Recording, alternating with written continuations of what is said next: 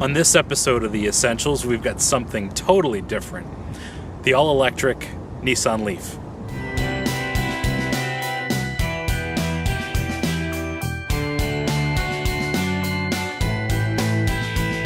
Now, as much as I like driving 400 and 500 horsepower cars, I'm driving something that makes me almost as excited. It's the Nissan Leaf. It's one of my favorites over the last year. When you're driving the Leaf, the first thing you notice, beyond it being silent, is the abundant torque. 207 pound-feet of it, to be exact. It's available right off the line, and there's no problem keeping up with traffic in any situation. In fact, we're going to take this on the highway and see how it does. We're driving along on the 401, Canada's busiest highway, and there's no trouble whatsoever keeping up with traffic and passing slower vehicles.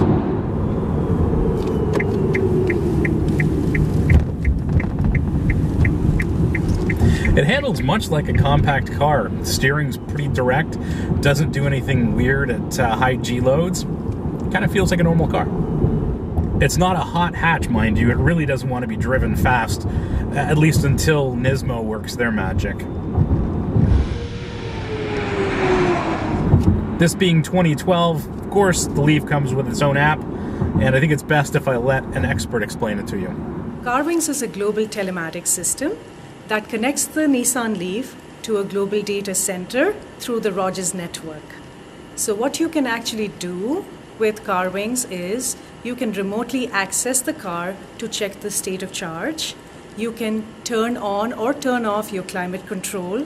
You can also switch on your charging time. This is the second time I've driven a Leaf, and everybody's curious what kind of range you get. And it's well publicized. You get about 160 kilometers worth. Even with that limitation, that's more than enough for the average driver's daily commute. People are equally curious how long it takes to charge. Well, on 240, it takes about 7 hours, and if you buy a Leaf, you are going to install a 240 charging station in your garage. The interior is pretty standard. It's larger inside than your average compact, but the biggest difference between the Leaf and most cars is the way the shifter works. The shifter kind of resembles a joystick, as a matter of fact. To put it in drive, you move it to the left, bring it back, that puts you in drive. Pull it back again, that puts you in eco mode. If you want to park the car, you press the button. To put it in reverse, you pull the shifter to the left, push it forward. It's all displayed on the dashboard here. The seating position feels a little taller than average, but that's okay because it gives you great sight lines in every direction. To help you with parking, there's also a backup camera, and as soon as you engage reverse, there's a little chime to let pedestrians know you're actually reversing. It's probably a good thing because the car is pretty silent when it's moving at low speeds. If there's anything I don't like about the interior, it's the seats. They feel just a little too soft for my liking, but I thought about it, and normally I like firm seats for long distance driving. The fact of the matter is, you can't go long distances in this car. Combined with the very quiet operation of the car, the light colors in the cabin contribute to a feeling of tranquility that's really not present in other cars. When you're driving the Leaf, it's so quiet, what you really notice is how loud the rest of the world is. What do I like about the Leaf? Well, the way it's impressed me is that it drives like a normal car, except that it's fully electric. It also gives you a completely serene driving experience, unlike anything else you've ever driven. If there's anything I'd like to see a more performance-oriented Leaf, something that sits a little lower, handles a little bit better, and I'd definitely like to see a darker interior available.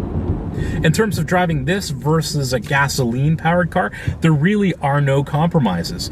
You simply plug this thing in at night instead of having to take it to the gas station every few days. The politics of electric cars aside, the Leaf is a lot of fun to drive, and it can really function as a family's second car. I like it because it represents a whole new way of motoring, and for me, it's been a blast to drive.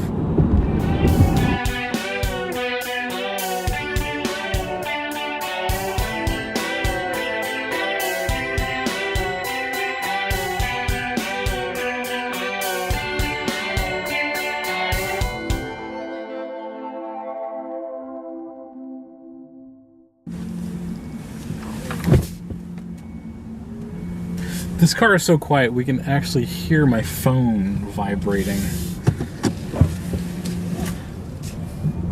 And if that's you calling, I'm ignoring you.